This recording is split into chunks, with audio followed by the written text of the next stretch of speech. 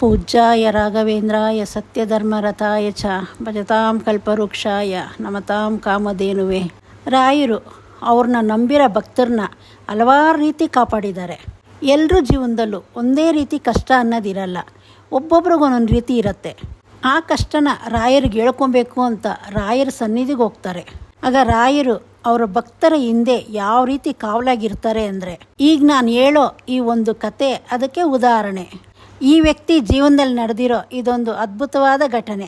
ರಾಯರನ್ನ ನಂಬಿಟ್ರೆ ಅವ್ರು ಯಾವುದೋ ಒಂದು ರೂಪದಲ್ಲಿ ಬಂದು ಅವ್ರ ಭಕ್ತರನ್ನ ಕೈ ಹಿಡಿದು ನಡೆಸ್ತಾರೆ.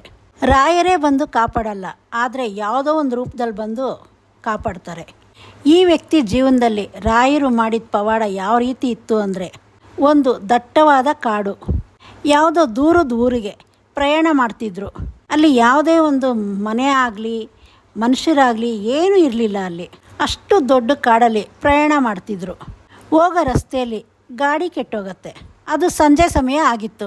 ಅಂಥ ಜಾಗದಲ್ಲಿ ಅದು ಆ ಸಮಯದಲ್ಲಿ ಗಾಡಿ ಕೆಟ್ಟೋಯ್ತು ಅಂದರೆ ಎಷ್ಟು ಭಯ ಆಗತ್ತೆ. ಅದೇ ಥರ ಆ ವ್ಯಕ್ತಿಗೂ ತುಂಬ ಭಯ ಆತಂಕ ಜಾಸ್ತಿನೇ ಆಯಿತು. ಏನು ಮಾಡಬೇಕು ಅಂತ ಗೊತ್ತಿಲ್ಲದೆ ರಾಯರನ್ನ ತುಂಬಾ ಭಕ್ತಿಯಿಂದ ಬೇಡ್ಕೊತಾರೆ.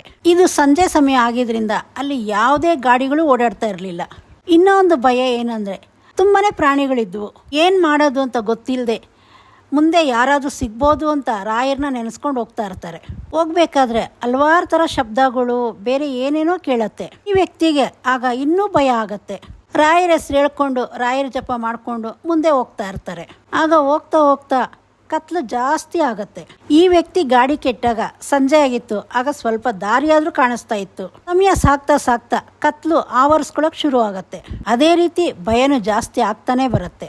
ಆಗ ಏನು ಮಾಡಬೇಕು ಅಂತ ದಾರಿನೇ ತೋಚದೆ ರಾಯರಿದ್ದಾರೆ ಅನ್ನೋ ಧೈರ್ಯದಲ್ಲಿ ಏನೇ ಆದರೂ ರಾಯರು ನನ್ನ ಕೈ ಬಿಡಲ್ಲ ಅನ್ನೋ ಧೈರ್ಯ ಆತನಿಗಿತ್ತು. ಹಾಗೆ ಸಮಯ ಸಾಕ್ತಾ ಸಾಕ್ತಾ ರಾತ್ರಿ ಆಗೋಯ್ತು. ಮುಂದೆ ದಾರಿ ಏನು ಕಾಣದೇ ಇರೋ ರೀತಿ ಆಗೋಯ್ತು. ಆದರೂ ಆ ವ್ಯಕ್ತಿ ಏನೇ ಆಗಲಿ ಪರವಾಗಿಲ್ಲ ಅಂದ್ಬಿಟ್ಟು ಮುಂದೆ ಹೋಗ್ತಾ ಇದ್ದ. ಆಗ ಹೋಗ್ಬೇಕಾದ್ರೆ ಸನ್ಯಾಸಿ ರೂಪದಲ್ಲಿ ಒಬ್ಬ ವೃದ್ಧರು ಕಾಣಿಸ್ಕೊಳ್ತಾರೆ ಇವ್ರಿಗೆ. ಅವರನ್ನ ನೋಡಿ ಈ ವ್ಯಕ್ತಿಗೆ ಸ್ವಲ್ಪ ಧೈರ್ಯ ಬರುತ್ತೆ. ಆಗ ಒಂದು ಯೋಚನೆನೂ ಬರುತ್ತೆ, ಇಷ್ಟು ದೊಡ್ಡ ಕಾಡಲ್ಲಿ ಇಲ್ಲಿ ಯಾರೂ ಇಲ್ಲ, ಇವ್ರು ಯಾವ ರೀತಿ ಬಂದ್ರು ಅಂತ. ಆದ್ರೆ ಆತ ಇದ್ದ ಪರಿಸ್ಥಿತಿಯಲ್ಲಿ ಇದನ್ನೆಲ್ಲ ಯೋಚನೆ ಮಾಡೋ ಸ್ಥಿತಿಯಲ್ಲೂ ಇರಲಿಲ್ಲ. ಆಗ ಆ ವೃದ್ಧರು ಬಂದು ಇವ್ರ ಹತ್ರ ಮಾತಾಡ್ತಾರೆ. ಅವರು ಬೇರೆ ಏನು ಹೇಳಲ್ಲ, ಒಂದೇ ಒಂದು ಮಾತು ಹೇಳ್ತಾರೆ, ನೀನು ಇವತ್ತಿಲ್ಲೇ ಇರಬೇಕು, ಮುಂದೆ ಹೋಗ್ಬಾರ್ದು ಅಂತ ಅಷ್ಟೇ. ಆಗಂತ ಹೇಳಿ ಅವ್ರು ಹೋಗ್ಬಿಡ್ತಾರೆ. ತುಂಬಾನೇ ಕತ್ಲಾಗಿರೋದ್ರಿಂದ ಅವ್ರು ಕಾಣಿಸಲ್ಲ. ಅವರೆಲ್ಲ ಮುಂದೆ ಹೋದ್ರು ಅಂದ್ಬಿಟ್ಟು ಸುಮ್ಮನೆ ಆಗೋಗ್ತಾರೆ. ಆ ಪರಿಸ್ಥಿತಿಯಲ್ಲಿ ಯಾರು ಏನೇ ಹೇಳಿದ್ರು ಕೇಳೋ ಪರಿಸ್ಥಿತಿಯಲ್ಲಿ ಆತ ಇದ್ದ. ಅವ್ರು ಹೇಳ್ದಂಗೆ ಆ ರಾತ್ರಿ ಎಲ್ಲ ಆ ವ್ಯಕ್ತಿ ಅದೇ ಜಾಗದಲ್ಲಿ ಇದ್ರು. ರಾಯರನ್ನ ನೆನೀತ ಆ ರಾತ್ರಿ ಕಳೆದು ಬೆಳಕಾಯಿತು. ಆಮೇಲೆ ಆ ವ್ಯಕ್ತಿ ಹಾಗೆ ಮುಂದಕ್ಕೆ ಹೋಗ್ತಾರೆ. ಮುಂದೆ ಹೋಗಿ ನೋಡಿದ್ರೆ ತುಂಬಾ ದೊಡ್ಡ ಆಳ ಇತ್ತು. ಆ ಸ್ಥಳದ ಹತ್ರ ರಾಯರ ಫೋಟೋನೂ ಇರುತ್ತೆ. ಆಗ ಆ ವ್ಯಕ್ತಿಗೆ ಗೊತ್ತಾಗತ್ತೆ, ರಾಯರೇ ಈ ಸನ್ಯಾಸಿ ರೂಪದಲ್ಲಿ ಬಂದು ನನ್ನನ್ನು ಕಾಪಾಡಿದ್ದಾರೆ ಅಂತ. ಆ ಫೋಟೋನ ನೋಡಿ ಅವ್ರಿಗೆ ಕಣ್ಣಲ್ಲಿ ನೀರು ಬರುತ್ತೆ. ಇವ್ರಿಗೆ ಕಾಣಿಸ್ಕೊಂಡಿದ್ದ ವೃದ್ಧರು ಅದೇ ರೂಪದಲ್ಲಿ ಇದ್ರು ಅಂತ ಇವ್ರಿಗೆ ಅರಿವಾಗತ್ತೆ. ಯಾಕಂದ್ರೆ ರಾತ್ರಿ ಭಯದಲ್ಲಿ ಏನು ಯೋಚನೆ ಮಾಡೋ ಸಮಯ ಆಗಿರಲಿಲ್ಲ. ಈ ಎಲ್ಲ ಘಟನೆ ಆದಮೇಲೆ ಆತನಿಗೆ ಅರಿವಾಗತ್ತೆ. ಆಮೇಲೆ ಬೆಳಕಾದ್ಮೇಲೆ ಆತನಿಗೆ ದಾರಿ ಕಾಣಿಸುತ್ತೆ. ಗಾಡಿಗಳು ಓಡಾಡೋದಕ್ಕೆ ಶುರು ಆಗತ್ತೆ. ಹೇಗೋ ಊರಿಗೆ ತಲುಪ್ತಾರೆ. ಅಷ್ಟು ದೊಡ್ಡ ಕಾಡಲ್ಲಿ ಒಬ್ಬನೇ ಇದ್ದ ಅಂದರೆ ತುಂಬ ಪ್ರಾಣಿಗಳಲ್ಲಿರುತ್ತೆ. ಆ ಸಮಯದಲ್ಲಿ ಏನು ಅಪಾಯ ಆದರೂ ಆಗ್ಬೋದಾಗಿತ್ತು. ಆದರೆ ರಾಯರು ಅವನಿಗೆ ಕಾವಲಾಗಿದ್ದರು. ಈ ಘಟನೆ ಅವನ ಮನಸ್ಸಲ್ಲಿ ತುಂಬಾ ಓಡ್ತಾ ಇತ್ತು. ರಾಯರಿಗೆ ಧನ್ಯವಾದ ಹೇಳಬೇಕು ಅಂದ್ಬಿಟ್ಟು ಮಂತ್ರಾಲಯಕ್ಕೆ ಹೋಗ್ತಾರೆ. ಅಲ್ಲೋಗಿ ರಾಯರ ಮುಂದೆ ಆನಂದದಿಂದ ಕಣ್ಣೀರಾಕ್ತಾರೆ. ರಾಯರನ್ನ ನಮಸ್ಕಾರ ಮಾಡಿ ಭಕ್ತಿಯಿಂದ ರಾಯರ ಮುಂದೆ ಈ ಒಂದು ಘಟನೆನ ನೆನೆಸ್ಕೊಳ್ತಾರೆ. ರಾಯರನ್ನ ನೆನೀತಾ ರಾಯರಿಗೆ ಪೂಜೆ ಸಲ್ಲಿಸ್ತಾರೆ.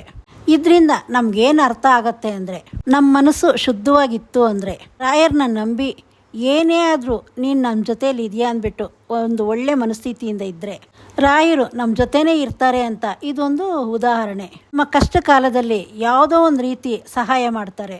ಸದಾ ನಮ್ಮ ಬೆನ್ನೆಲುಬಾಗಿ ನಮ್ಮ ಜೊತೆಲಿರ್ತಾರೆ. ನಾವು ರಾಯರನ್ನ ನೆನೆಸ್ತಾ ಇದ್ರೆ ಅವರು ನಮ್ಮ ಕೈ ಬಿಡಲ್ಲ. ಅದನ್ನು ಬಿಟ್ಟು ಕಷ್ಟ ಬಂತು ಅಂತ ನಂಬಿಕೆ ಕಳ್ಕೊಂಡ್ರೆ ಅವರು ನಮ್ಮ ಕೈ ಬಿಡ್ತಾರೆ.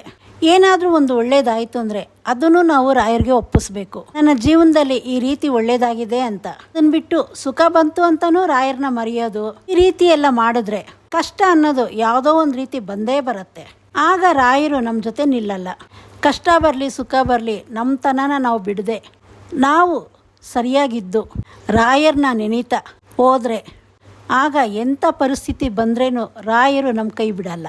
ಈ ಒಂದು ಅದ್ಭುತವಾದ ಕಥೆನ ನಿಮ್ಮ ಸ್ನೇಹಿತರ ಜೊತೆ ಹಂಚ್ಕೊಳ್ಳಿ. ರಾಯರು ಸದಾ ನಮ್ಮ ಜೊತೇಲಿ ಇದ್ದಾರೆ ಅಂತೇಳಿ ರಾಯರು ಇದ್ದಾರೆ ಅಂದ್ಬಿಟ್ಟು ಕಮೆಂಟ್ ಮಾಡಿ. ಇದೇ ರೀತಿ ಇನ್ನೂ ಒಳ್ಳೊಳ್ಳೆ ಮಾಹಿತಿಗಳು ಕೊಡ್ತೀನಿ. ಚಾನಲ್ ಸಬ್ಸ್ಕ್ರೈಬ್ ಮಾಡ್ಕೊಳ್ಳಿ.